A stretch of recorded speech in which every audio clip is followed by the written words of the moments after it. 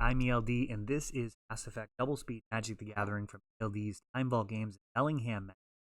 This is one of our biggest events yet, the ELD Legacy Open every month. We had 28 players for this. Great turnout.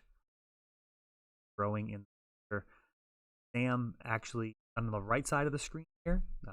Games are reversed. We got Grim Monolith into Voltaic Key, untapping the Monolith, one left. I think. Okay. So Monolith was not supposed to be cast there. He could have tapped his Grim Monolith to play the other one just to get on board, which would have been Richard's still going to have an incredibly powerful turn here as long as they take keys around. Thoughtseize is actually going to grab that Grim Monolith, so that's a little Cloud Post coming down here. Richard right now has a ton of mana and not much to do with it. 8 colorless mana.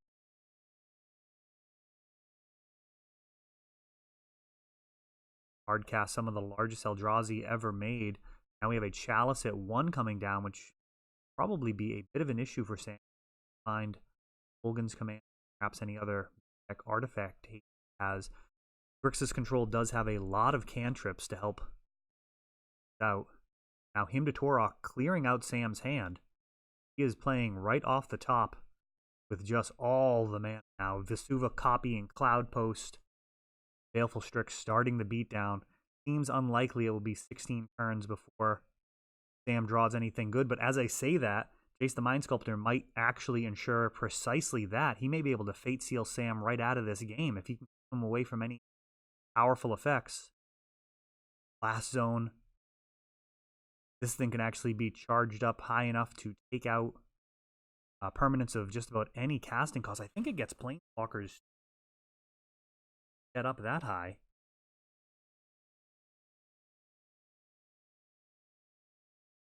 That Blast Zone come down, pivoting to Brainstorm with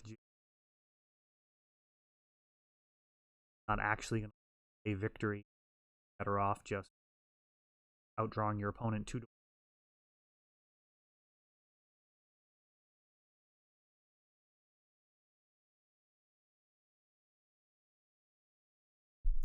Blast Zone is indeed non-land permanence. Walkers include a lot of sense. Now Gurmag Angler, pushing the boundaries of what Blast Zone can actually take care of.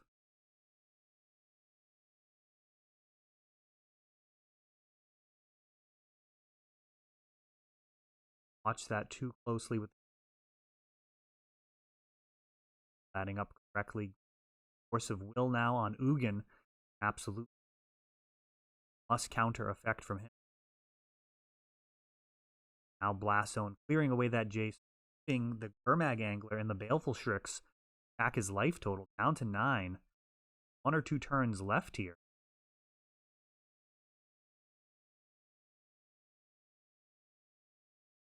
Colgan's Command forcing the discard during the draw step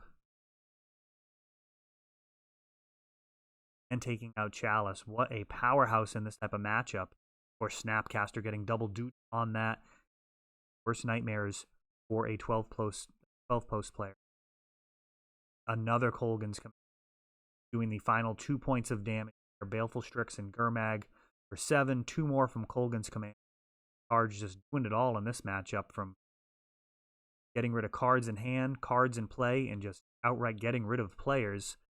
Richard sideboard helped up, protect him from that type of effect.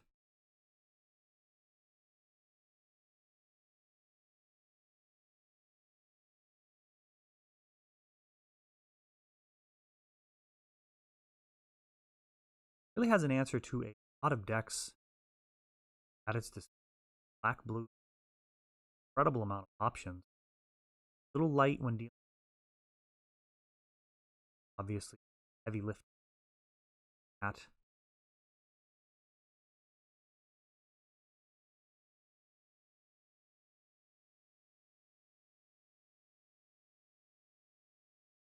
part, everything in deck by or everything in Richard's deck can be carefully crafted sideboard. Even the mana base backed on Blood Moon, a real nightmare for a deck that's looking so over the top.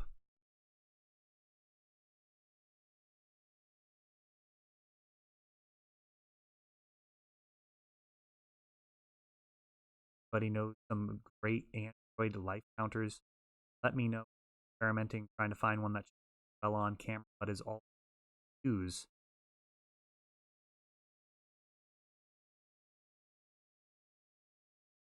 During learning how to code it myself.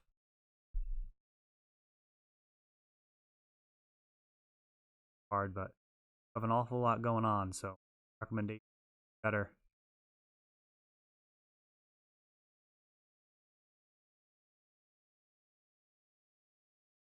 Game number 2.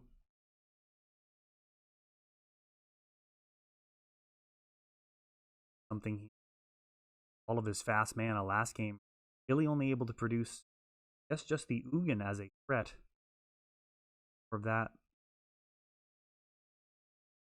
a lot of possibilities. Thought not.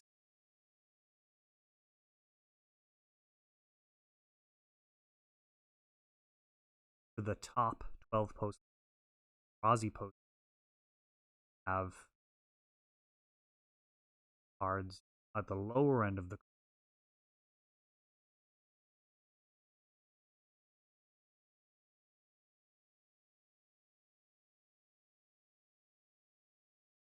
Glimmer post leading openings. Tap lands first. Monolith has some acceleration. I believe that's actually a Mystic Fiddle. Last zone from Monolith. That is actually Mystic for threat. Monolith coming right off the top. Always difficult for any players to handle. Press a card and then you top deck it. Bad. Now him Korok. 5 mana to play with on his turn. He'll be left with just one of these cards.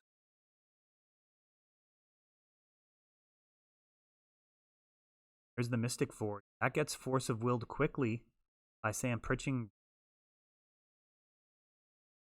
Mystic Forge would have been an absolute blowout. For those of you who haven't seen it, basically an experimental frenzy. Play cards off the top of your deck as artifacts. Also tap it to exile a card, clearing out the clumpage that can occasionally happen. That card give an incredible amount of card advantage. It does result. Vintage, it's actually just mining top, cost reduce, draw your whole deck, but sure it does a ton of work here. 12 posts. Another Grim Monolith. 8 Dark Rituals. Chance to potentially go way over the top. Baleful Streak. A card like Endbringer. Generate some card advantage. Card presence. Draw into it here.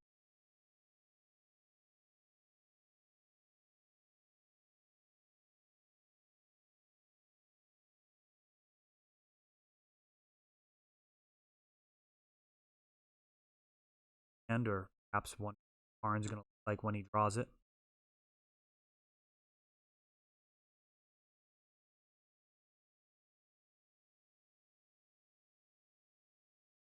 Baleful Strix. Taking that point of life back from the Glimmer Post that was gained. Now a Snapcaster into Ponder.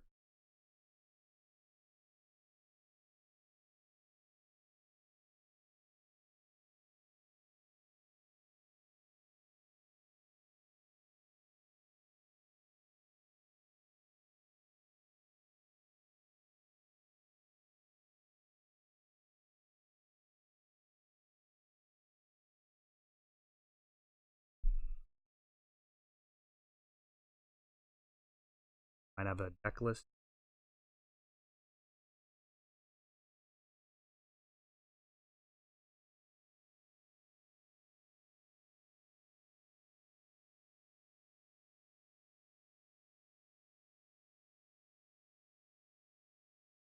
mana, Arn, Ion of Urza.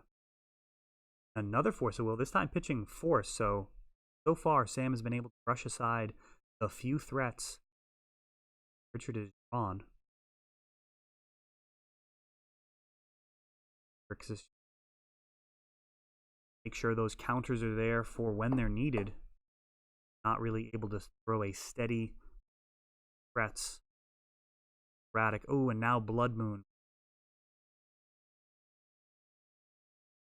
Does have it in the sideboard. It does come in. Type of matchup, it can be absolute wrecking ball. Those monoliths remaining tapped until 4 mana comes around.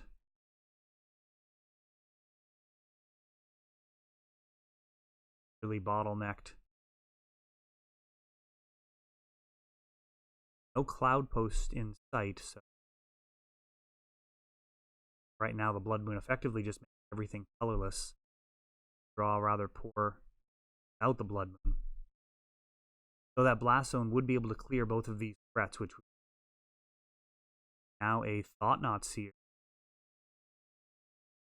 Baleful Strix, Kolgan Command, Thoughtseize. Baleful Strix gets the nod there. Sorcerer's Spyglass. Spyglass can easily be destroyed by this Kolgan's command if it's any good. 2 damage from the command eventually clear this Thought-Knot with the Snapcaster mate. Eventually, I'm really pumping the brakes. Even with the Baleful Strix.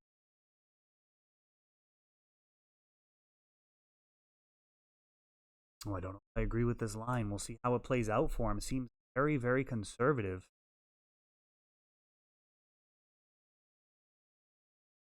Other Thought-Knot Seer.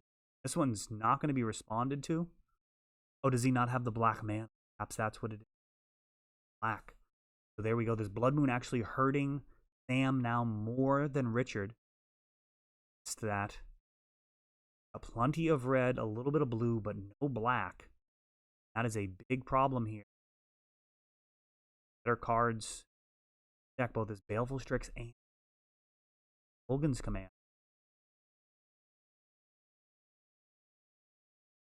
Fetch after brainstorming. So Richard actually really favored from here.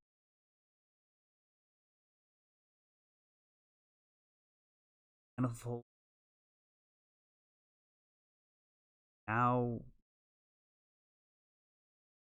Herring Bridge, Hellbent. Now I just have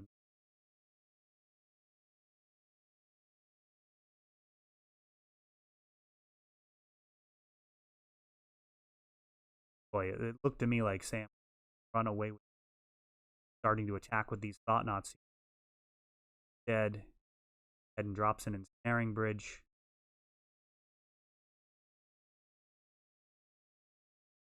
Now Karn, Scion of Urza, showing a pair of Mystic Forges.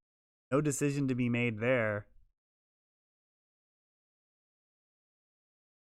Forge. Draw. Rid of a Cloud Post. For tapping to exile.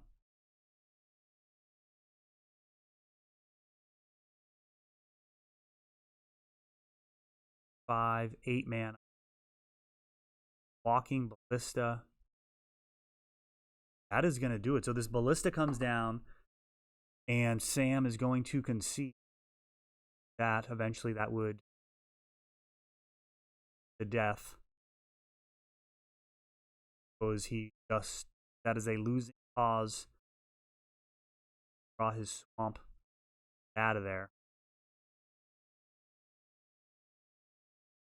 A lot of mana thrown into that walking Ballista. Trying to give himself as much time as necessary to go on and win game number 3. Number 1. 12 posts not drawing nearly enough threats. 2, we have a Blood Moon gone awry, really shutting off a lot of options for Grixis control. Basic Island Ponder, a Blood Moon, head and shuffles it away. Perhaps needing mana, perhaps just a guy about that card. After it kind of stabbed him in the back there, game 1.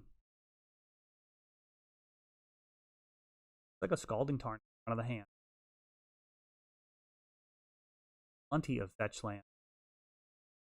Ideally, if Grixis can end up with a bunch of basic land, Blood Moon is going to be phenomenal. Only real drawback is losing the shuffle off of Brainstorm, which is not of no consequence. It really does matter. Fetching in response to Sorcerer's Spyglass. Yeah, it's not inconsequential to shuffle from Brainstorm. Really are important, especially in the cards that may not be ideal for those late game situations. Cards like Spell Pierce.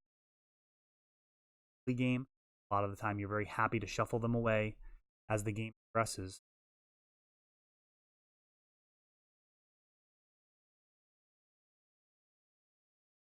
Sculpt his hand.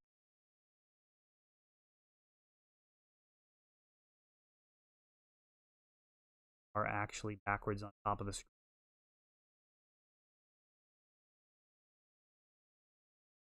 Grix.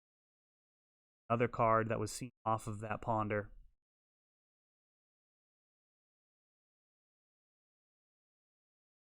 Now Ugin. Oh, and he resolves. Sorcerer's Spyglass being cast.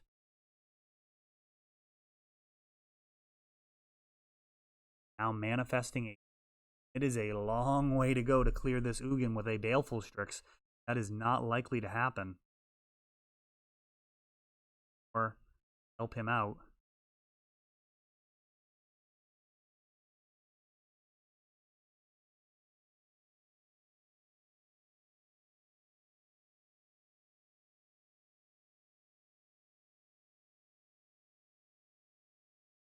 Ugin, I think, makes colorless spells cost.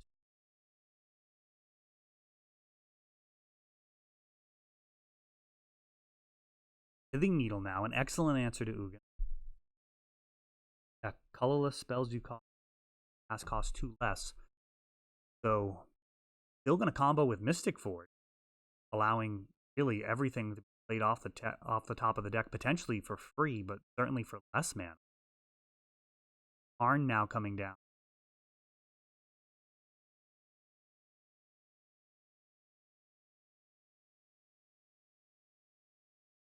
He can just go get Icosynth Lattice from me.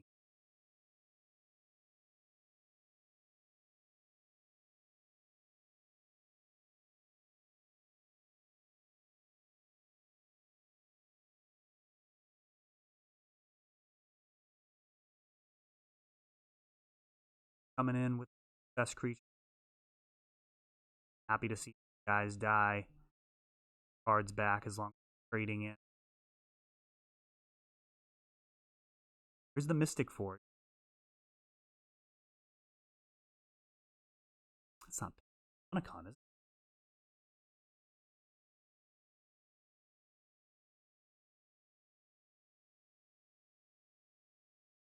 Comments with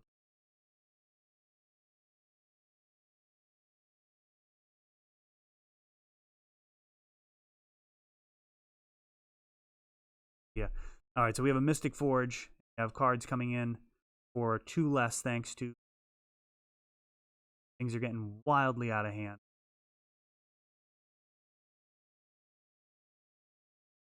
Forge removing Thought-Knot Seer would be fine to cast.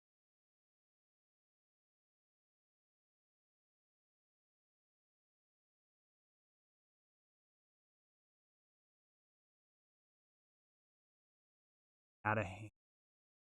Really degenerating here. Karn.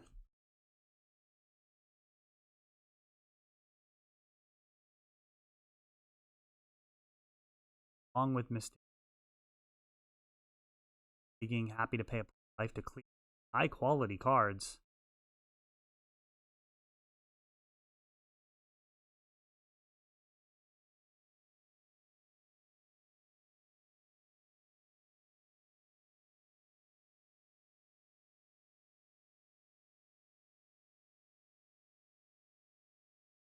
Absolute mess.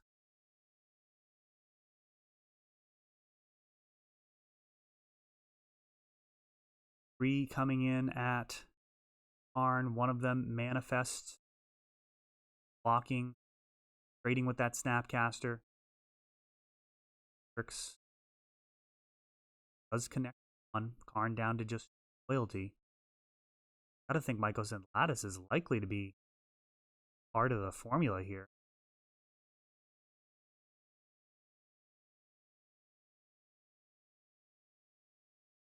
Mag angle position, showing a hand full of bad news. Here we go, Richard. Off to the races here. 12 mana just from the Cloud Posts.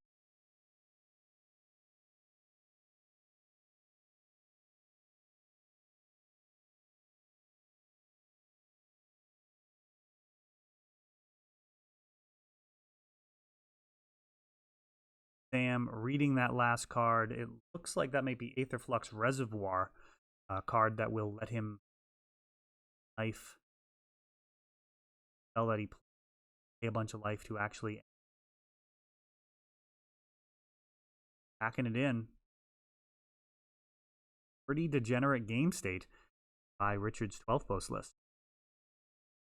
That is all for this one, but don't worry, there is a lot more. You can check out our older videos, and we're always putting out new videos from ELD's Time Vault Games in Bellingham, Massachusetts. If you want to help the channel, of course, you can like, subscribe, share, tap that notification bell so you can know the next time our new videos come out. Thanks for watching.